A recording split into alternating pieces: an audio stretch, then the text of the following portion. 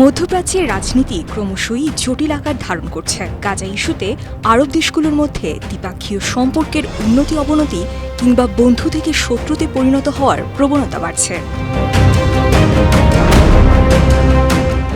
এক সময় পশ্চিমাদের সমর্থনে আরব বসন্ত যেসব দেশকে টলাতে পারেনি, আজ তারাই শক্তি সামর্থ্য দিয়ে দৃশ্যপটে হাজির হচ্ছে, বদলে দিচ্ছে মধ্যপ্রাচ্যের রাজনৈতিক মানচিত্র।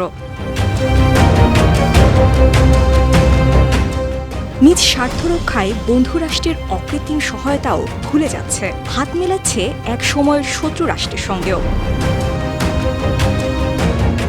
বন্ধু থেকে শত্রু, শত্রু থেকে বন্ধু, দাবার ছকের এই খেলায় এবার নতুন চাল দিয়েছে মধ্যপ্রাচ্যের দেশ সিরিয়া।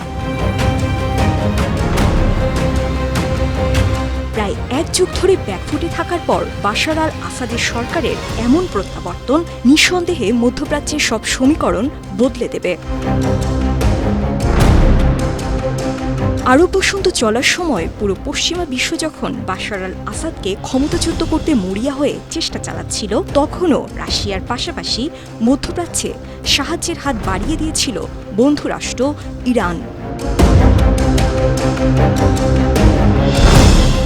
তবে সময়ের পরিবর্তনে এই বন্ধুরাষ্ট্র ইরানকেই এবার ধরাশায়ী করতে উঠে পড়ে লেগেছে সিরিয়া। দামেস্ক তেহরানের কৌশলগত সম্পর্ক কয়েক দশকের পুরনো। 1980 সালে ইরাকের প্রেসিডেন্ট সাদ্দাম হোসেন যখন ইরানের ওপর হামলা শুরু করে, তখন তেহরানের পাশে দাঁড়িয়েছিল দামেস্ক। টানা 8 বছর সামরিক সহায়তা দিয়েছিল সিরিয়া। এর প্রতিদানে 2011 সাল থেকে সিরিয়ার গৃহযুদ্ধে প্রক্সি যোদ্ধা সরবরাহের পাশাপাশি কারিকারি ডলার দিয়ে বাশার আল আসাদ সরকারকে টিকিয়ে রাখছে ইরান। তবে সম্প্রতি দেশ দুটির কয়েক দশকের এই বন্ধুত্বপূর্ণ সম্পর্কে বেশ ফাটল ধরেছে।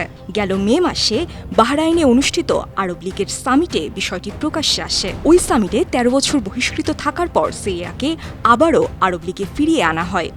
এর প্রতিদানে আবু মুসা, লেসার তুনব, গ্রেটার তুনব এই 3 দ্বীপের ওপর আমিরাতের সার্বভৌমত্ব ঘোষণায় সমর্থন জানায় সিরিয়া। ইরান কখনো ভাবতেও পারেনি আমিরাতের দাবিকে সমর্থন জানাবে সিরিয়া। আমিরাত দীর্ঘদিন ধরে এই 3টি দ্বীপের মালিকানা দাবি করলেও 1971 সাল থেকে এগুলোর মালিকানা এবং নিয়ন্ত্রণ রয়েছে ইরানের হাতে। দামেস্কর এমন সমর্থনে ইরানে তৈরি হয়েছে অসন্তোষ। এক যুগের বেশি সময় ধরে চলা এই গৃহযুদ্ধে ইরানের সমর্থন এবং রাশিয়ার সামরিক হস্তক্ষেপ না থাকলে ক্ষমতায় থাকতে পারতেন না বাশার আল আসাদ সরকার। অথচ সেই সিরিয়াই এখন সাপ হয়ে ইরানকে ছোবল দিচ্ছে। তবে এত কিছুর পরও ইরানের সঙ্গে দামেস্কের সম্পর্কে ভাটা পড়ার সম্ভাবনা দেখছেন না আন্তর্জাতিক বিশ্লেষকরা। তারা বলছেন, আরব লীগে সিরিয়ার প্রভাব খুব একটা নেই, তাই আমিরাতের হাত ধরলেও তার দামেস্ক তেহরান সম্পর্কে ক্ষতির কারণ হবে না। আর সেটা খুব ভালো করেই জানেন বাশার আল আসাদ সরকার। News desk, 52 TV.